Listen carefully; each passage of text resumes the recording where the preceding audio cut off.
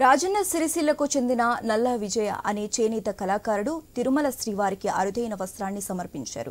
2 రకాల చీరలు తయారు చేసి ఆలయ అధికారులకు చూపించారు. చేనేత వస్త్రాల తయారీలో నేర్పరితనం చూపించే విజయ్ కొన్నాళ్ల కిందటే స్వామివారికి ప్రత్యేక వస్త్రాన్ని సమర్పించాలని సంకల్పించారు. 5.5 మీటర్ల పొడవు 48 ఇంచుల వెడల్పుతో 2 చీరలు తయారు చేసి ఔరా అనిపించారు. అగ్గిపెట్టెలో అమరే చీరల తయారీకి 25 రోజులు పట్టిందన్న విజయ్ పట్టు చీరలను టీటీడీ ఈవో శ్యామలరావు చూపించారు. రేపు ఉదయం శ్రీవారిని దర్శించుకుని హుండీలో చీరను సమర్పించనున్నారు.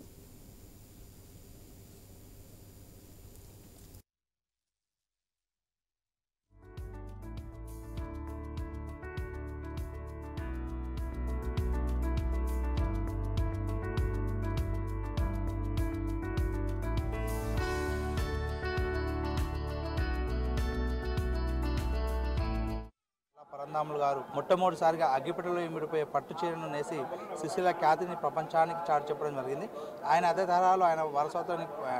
తరాలో మా దక్షిణ కాశీగా వేములవాడ రాజరాజేశ్వర స్వామికి మరియు తిరుమల తిరుపతి దేవస్థాన స్వామివారికి మరియు అమ్మవారికి అగ్గిపెట్టెలో చీర తయారు చేసి ఇవ్వడం ఆయన ఆనవాయితీగా తీసుకురావడం జరిగింది.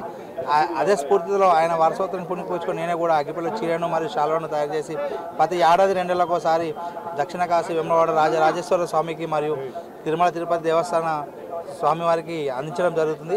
గతంలో మా నాన్నగారు నల్ల పరంధాములు గారు మొట్టమొదటిసారిగా అగ్గిపెట్టెలో ఇమిడిపోయే పట్టు చీరను నేసి సిరిసిల్ల ఖ్యాతిని ప్రపంచానికి